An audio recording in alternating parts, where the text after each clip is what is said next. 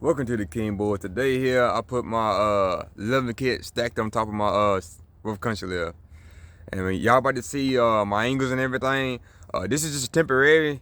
I'm planning on going down about a ½ inch because it's a little bit out of my comfort zone, because as y'all know, I'm going to Scraping the Coast this year in Biloxi. So I'm planning on driving. I'm not getting my stuff trailered. As you can see right here, this side right here, I'm gonna have to repaint it and redo this, but as you can see, it's got a little bit of angles right here. Not much with the KSP. Maybe if you ran with stock upper control on, you have a little bit more angle, but since this is a 2-inch drop, KSP upper control on it is not really that bad. You can get your fingers all the way in there pretty clear, almost a whole fist. As you look at my axle angles right here, the actual angles ain't too bad. It's a little bit more than it is normal for you just to run a regular straight up 6. Tie rod ends not really in too much of a bind. As you can see, the angles are pretty good. When I go down, I'm planning on lowering it down about a ½ inch. Instead of burning a 2-inch 11 kit, I'm running 1.5 inches. They'll give me a little bit better angles right there, just a tad, and a little bit more upper control angle right here. Yeah. Coming around on the other side right here. This is the side that turned out a little bit better right here. You can see that, you can tell by the paint color. This is the side that I'm really kind of worried about. For some reason, you still can get fingers in here, but it's tight, real tight. And there's a little spot right here. I can't really see it on the camera if the camera focus, but it bumped, and I'm not really sure if it is bumping because like if it's max, like when you hitting bumps, is it extending all the way out, or did it already had that chip on it? I can't really remember. You can't, because there's no red paint rubbed off on this coilovers, so I don't know if it bumped it or touched or whatever. But it's a little bit out of my comfort zone. As you can see, that angle right there, that's not really much of an angle. I mean, it can flex a little bit more than that. I seen way worse on other brand trucks like Chevrolets and Dodges. I had seen them worse angles on the new F-150s where people running 3 inches stacked on top of their 6. But yeah, it's a little bit out of my comfort zone. But I'm gonna ride it like this for temporary use, because I ain't gonna lie, it do look good laid back a little bit like that. Definitely look good. This is this side right here, angles right here, same as the other side. Not too bad. Looking for Ford. See, Ford don't really have issues with axle angles. Just kind of in the design of the way the Ford suspension is made, they don't really bind up. As you can see, there's no space or nothing like that on there.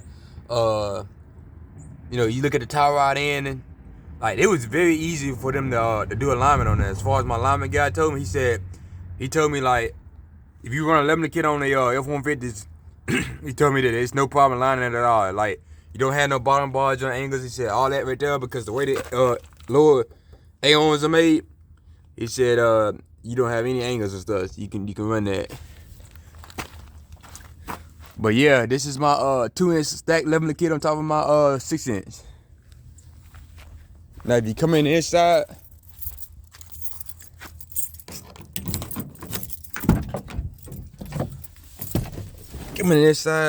this is what I see.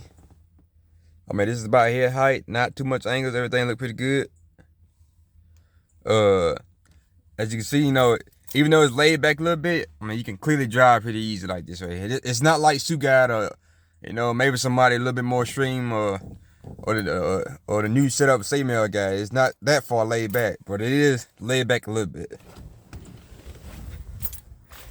But yeah.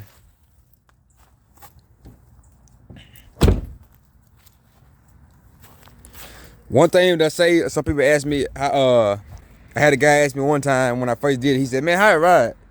I ride with a 2-inch, 11 kit stacked on top of it. I was like, man, to be honest, this is how you get away with this.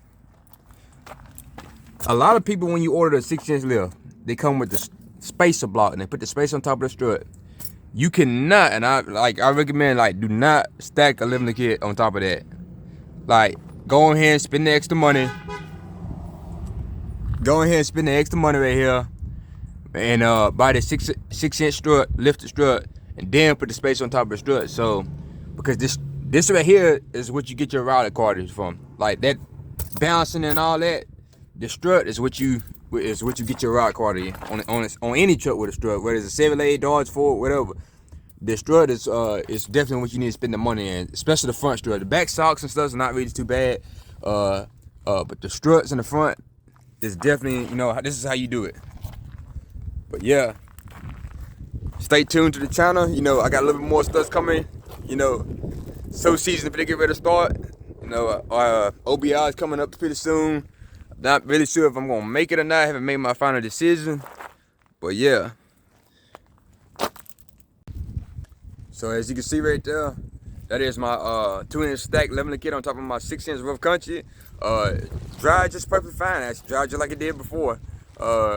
Just the driver's side, the angle right there, it's a little bit too close. Like it's a little bit too much angle for what I'm more comfortable for. Especially driving 5.5 to 6 hours, you know, driving, scraping.